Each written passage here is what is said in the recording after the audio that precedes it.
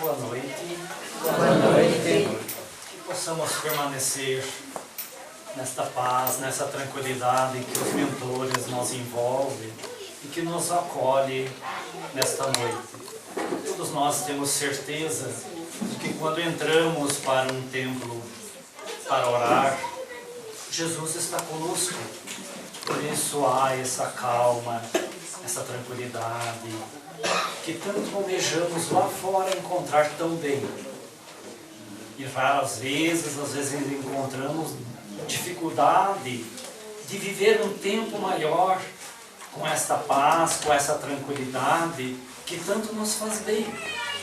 Por que tanta dificuldade, tantos embaraços que nós próprios criamos, dificultamos, se é tão fácil, com um pouco de esforço, nós podermos viver em paz. A nossa companheira da casa nos pediu para anteciparmos o trabalho na noite de hoje, que no outro domingo essas joias raras estão de aniversário. E alguém ali fora já me cobrou. E nós, homens, quando que você vai falar? Aí cabe aos outros, né? Mas queremos pedir licença para homenageá-la, todas vocês, que se não fossem elas, nós não estaríamos aqui. E se olharmos na obra da criação de Deus, o equilíbrio entre homens e mulheres, entre os animais, entre os vegetais, vamos ver que Deus, em sua sabedoria, colocou esse equilíbrio. Se há um desequilíbrio, um desajuste da nossa parte, é porque é obra do homem. O homem está interferindo nessas leis sábias. Porque Kardec já se preocupava, pois há 200 anos atrás, ele questionou os espíritos, próximo de 200 anos. O que seria da sociedade se houvesse um relaxamento dos laços afetivos, os laços de família? Se homens e mulheres não se dessem mais, começassem a discutir, a colocar dificuldade no relacionamento, na vida, enfim. E ele diz, nós voltaríamos atrás. É a resposta que os espíritos nos dão. Nós recrudesceria, nós voltaria ao egoísmo muito forte. O homem deixaria de se amar. Então vejamos como é importante nós homens fazer um pouco de sacrifício, de análise, de refletirmos um pouco e baixar, descermos do pedestal do egoísmo e sermos um pouco mais compreensível, mais amoroso, e vamos ver que as coisas vão se encaixando melhor em nossas vidas. Todos nós caminhamos para sermos criaturas melhores, com menos problemática. Mas, diante das nossas escolhas, do nosso livre-arbítrio, nós tomamos decisões equivocadas na vida. E quantas vezes magoamos, ferimos, sem querer, por ignorância, mas acabamos ferindo essas joias raras que estão em nossas vidas. Se valorizarmos um pouquinho elas, vamos verificar que não é difícil de entender o porquê elas se magoam, por que elas se irritam e ficam aborrecidas com nós. Richard Simonetti, nessa obra Amor, Sempre Amor, ele faz um desafio e coloca que nós deveríamos de viver o amor do meio. Porque o amor de dentro para fora viveram essas personagens que nós conhecemos em nosso mundo e que conseguiram nós dar um exemplo que nós temos dificuldade de entender muitas vezes. Madre Teresa, Francisco de Assis e tantos outros, porque eles viveram em plenitude. O que diferenciou que eles não tiveram um amor egoísta e tiveram um amor humanitário. Quando nós vamos caminhando e vencendo dando esse espaço além e olhando com outros olhos, com os olhos da alma, com os olhos do espírito, nós vamos verificar que de fato eles amaram não só a família, mas a sociedade. Daí vamos entender a proposta de Jesus, que nós devemos de amar uns aos outros. Mas se não temos o amor de dentro para fora para doarmos, muitos de nós vivem o amor de fora para dentro. E aí colocamos tudo a perder. Que nós tomamos partido e queremos que a companheira nos ame primeiro. Que ela faça a sua parte. E nós ficamos na nossa. Porque vemos um amor egoísta, querendo que a sociedade mude, que a esposa mude, que os filhos mudem, que eu sou a pessoa direita, a pessoa boazinha. Sem se esforçar um pouquinho, sem fazer alguns sacrifícios, mudar algumas atitudes, algumas opiniões.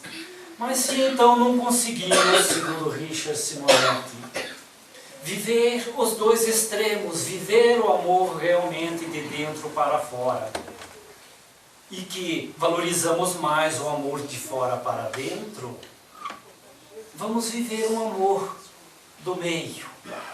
É esse amor que vamos valorizando a esposa a cada dia que passa.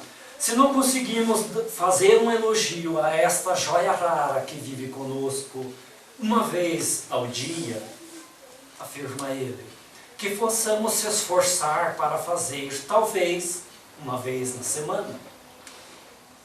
Mas que possamos repetir esse ato semanalmente, que ao cabo de algum tempo, não vamos se perceber que estamos fazendo um elogio, pelo menos, uma vez ao dia. No sinal verde, André Luiz nos coloca que de repente é porque eu, como homem, eu não me dei conta que eu deixei de ser solteiro e agora passei a ser casado. E algumas coisas mudam em relação a isto. E isso também para a mulher. Porque de repente ela não se deu conta de que ela deixou a sua casa, a sua família, seus pais, para viver uma segunda família. E que precisa toda uma reconstrução.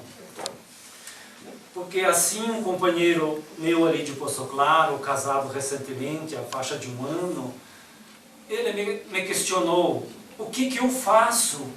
Porque a minha esposa não se deu conta se ela age, porque ele está vivendo junto, se ela age como filha, ou se ela age como esposa. Então ela vive 2 momentos numa mesma pessoa. Porque nós não se demos conta que ao construirmos uma nova família, precisamos agir com prudência, com tolerância. E todos nós estamos preparados para a vida. Nossos pais nos prepararam para vivermos uma vida mais digna. Nenhum dos pais dá uma pedra para o filho que ele pede um peixe. Já temos isso lá nas Escrituras. Então temos esse princípio de fazer as outras pessoas felizes, porque dentro de nós, queiramos ou não, tenhamos conhecimento ou não, Deus colocou essa sementinha do amor dentro de cada um de nós. E se Madre Teresa amou dentro para fora, porque ela trabalhou antes, trabalhou com mais intensidade. E se eu tenho dificuldade, hoje eu amo de fora para dentro, porque eu não trabalhei ainda essa semente do amor, de amar. E quando Jesus retorna à terra e dá-nos o convite para que nós perguntamos, mas por que, mestre? Quem eu devo amar? Assim, nesta obra Mulheres Fascinante narra uma experiência ímpar de uma jovem que casou, teve o primeiro filho homem e veio um menino forte, robusto. Aproximadamente 10 anos depois ela engravida e recebe uma filha. E essa filha veio com uma deficiência física. E por essa razão, o esposo achou, na época, imaginemos, 2000 anos atrás, porque se a mulher não dava filhos sadios, ela era desprezada da sociedade. O que os meus amigos, meus vizinhos vão dizer de mim? Eu, o homem, o marido dessa companheira. Nos dias de hoje, a gente age diferente? Toma uma postura diferente? E ele entregou-se ao vício e levando uma vida fácil a partir de então e deixando a esposa com a filha à mercê da sorte. Mas graças ao filho mais novo, se esforçava, ia à luta, pedia, conversava com as pessoas e trazia o sustento de que essa companheira tanto necessitava naqueles primeiros passos da sua vida com a menina nos braços. E um companheiro que viajava, fazia esse transporte daqui para lá, para toda aquela Jerusalém, ele ouviu aquele homem, Jesus. Ouviu que os povos comentavam a respeito de que ele curava, de que ele operava milagres na visão do povo da época. E ele se compadeceu-se, porque ele se tornou amigo daquele menino. E nessa ida e vinda, que era um mercador que trazia mercadoria e distribuía naquele vilarejo isolado da Galileia, e todas as vezes fornecia algum alimento àquele menino para levar à esposa, fez o convite: venha comigo, se preparemos e vamos atravessar o deserto, não é tão distante, e você vai encontrar um homem que vai trazer a solução para a sua filha. Mas como uma mulher, à época ou nos dias de hoje, deixar tudo, deixar um companheiro que ela conhecia muito pouco, porque conhecia através do seu filho, e seguir viagem de 2, 3 dias até voltar. E quando o marido a encontrava em casa, já lhe batia. Imaginemos agora ela fora de casa quando retornasse. E aquela preocupação, porque ela respeitava, mesmo com os maus tratos do seu marido, ela mantinha o casamento. Que na época tinha umas dificuldades diferentes da de hoje, que para ter o sustento e ter a família, dependeria da fidelidade ao esposo, que ao contrário nós não fazíamos. Os homens, não, alguns deles não o faziam. Com muita dúvida, com muita medo e insegurança, decidiu, junto com o seu filho, ir em busca da cura para a filha. Mas ela já estava bastante doente. E agora, indo ao encontro daquele homem, chegando lá, ele não atende de pronto.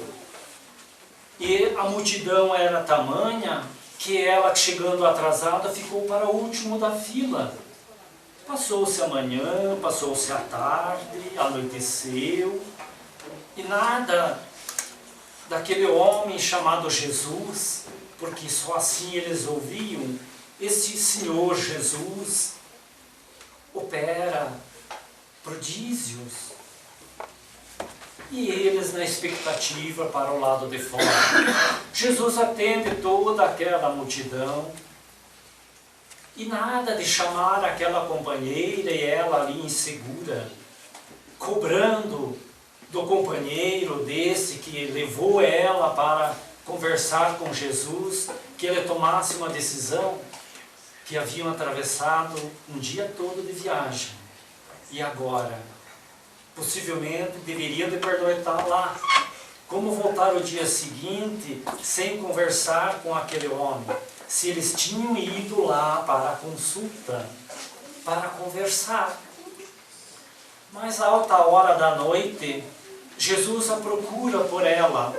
E ela lá do lado de fora, e agora bastante insegura, porque ela pensava no esposo, pensava na casa que havia abandonado, porque um dia, à época, e como na época já se tinha ladrões, já se tinha, provavelmente a casa dela já tinha sido invadida por outras pessoas. Que seria de uma mulher doente, uma menina doente nos braços, e um menino cheio de coragem, de força, dizendo que tudo ia dar certo. Aquele companheiro que ela vira poucas vezes, se tornando ali aquele companheiro, aquele amigo. Espera, confia, vai dar tudo certo, ele vai lhe atender. E para a surpresa dela, Jesus disse para ela se acalmar o seu coração. Acalme a sua mente, está tudo bem, fique tranquila. E ela esquece da cura que foi buscar para a filha e para ela doente. Mas eu tenho um marido e Jesus dá a notícia a ela de que o marido acabara de ser assaltado por ladrões e que fora morto. Ela não teria mais aquele marido. Mas como receber uma notícia agora buscando uma e Jesus dá? No entanto, você acalma o seu coração e confia nesse homem que está junto de ti, que é ele que vai te dar segurança. E ela implora então, passado esse episódio, o susto, que Jesus pudesse curar a sua filha. Ela poderia morrer. Mas se a filha fosse liberta, que pudesse andar, pudesse se locomover, ela teria o sustento para continuar a vida aqui na terra. Ela não se importaria em morrer. Mas a filha, como que ela ia deixar uma filha deficiente, sem o pai e sem a mãe? Isso era problemático demais. E muita informação para a cabeça daquela mulher. E Jesus olha firme para ela e diz: a sua filha eu não posso curar. E agora? Mas você, eu posso. Confia em mim. E a mulher ficou livre daquela problemática, enferma de anemia e todas outras mais que a tinha. E ela, na hora, sente a saúde voltar, o vigor da mente, do coração, a alegria no rosto. E pergunta: mas como assim? Quem está doente é a minha filha, ela precisa da cura. Eu levo a vida assim, eu aguento mais alguns anos. Não. Ela precisa de você. Vejamos o que é o amor de dentro para fora. Se curasse a filha, a mãe morreria e a missão, a continuidade do trabalho. Curando a mãe tinha condições de viver e levar a vida mais adiante, mais anos, amando aquela pessoa tão carente, tão amiga, tão próxima. E nessa obra vem o depoimento do Espírito, E ali tem o depoimento dessa menina deficiente. Foi muito difícil, diz ela, a menina, ver em Jesus, porque eu e Jesus somos amigos. Nós programamos para vir para a terra, eu vinha doente e ele vinha para me libertar. E nós darmos continuidade à obra do amor, da divulgação do Evangelho. Agora eu vejo naquele companheiro que haveria de me curar me dizendo não. Aquilo me doeu na alma, porque Jesus continuou a caminhada com amor de dentro para fora. E diz a menina que hoje estava paralítica nesta vida. Eu não. Eu tomei outro caminho. Eu desvirtuei da verdade, do amor, de fazer o bem, de fazer a caridade, e fui viver a minha vida como a maioria gosta e acha que é certo. Eu aprontei muito. E agora, sabendo da minha doença física, antes de vir para cá, sabendo de que Jesus, quando eu deparei frente a frente, é que ele disse que ele não me poderia curar, que eu precisaria de mais um tempo de reflexão. Eu precisaria amadurecer, cair a ficha no ditado popular, porque não tinha caído então. Eu vi que foram séculos e séculos que eu desperdicei, diz a menina doente. E agora, vendo Jesus frente a frente, não tive dúvida de que a culpada era eu própria. Então nós, quando debruçamos sobre as obras espíritas, a gente começa a perceber que a gente adiou muito tempo. Alguns de nós milênios, outros décadas, séculos. Porque quando ouvimos falar de Jesus, de que Jesus nos ama, que nos perdoa, que nos liberta, dói dentro de nós, ou dói dentro de mim, que a gente fez um acordo com Jesus de divulgar o Evangelho, de espalhar a paz, de falar do amor, de falar dessas coisas tão bonitas e que nos faz bem. Estarmos dentro de uma casa espírita ou de um outro templo, quando a mensagem do Evangelho adentra o nosso coração e a gente sente transformar as nossas vidas, é porque essas joias raras, tiveram a sensibilidade, têm o amor desenvolvido dentro de si, simplesmente de doar.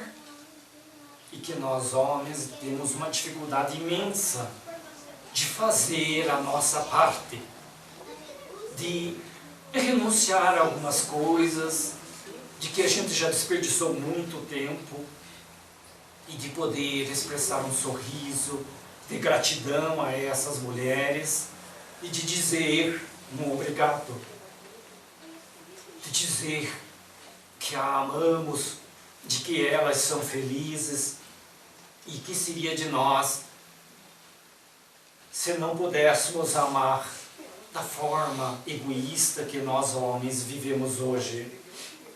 Mas para uma mulher, esse muito obrigado foi tão forte, porque ela engravidara muito cedo, e quando o namorado soube que ela tinha ficado grávida, a abandonou, não quis saber, porque ela era uma irresponsável, que queria pegar ele e tal, enfim, essa desculpa machista que nós fazemos.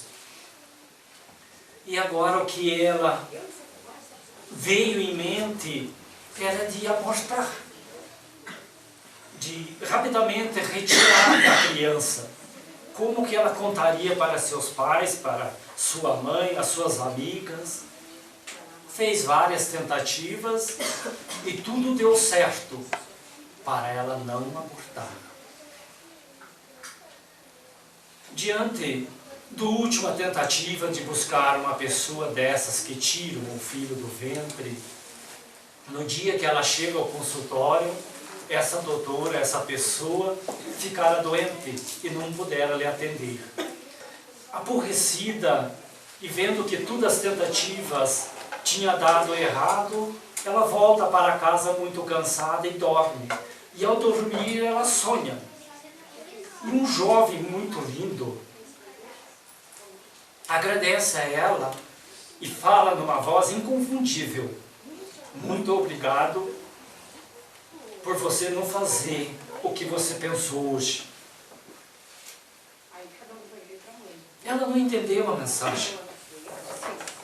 Foi um sonho, passou.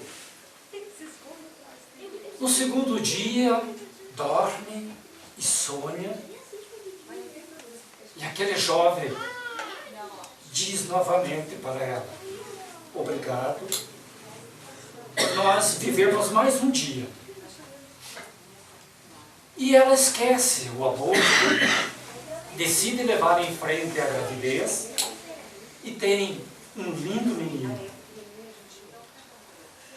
Passa-se os tempos e no dia da formatura, aquele jovem vem aqui na frente, no púlpito, diz: hoje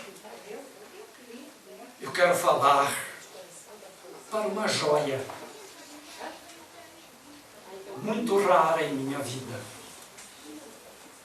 E de que essa joia que apareceu, que viveu comigo durante 23 anos.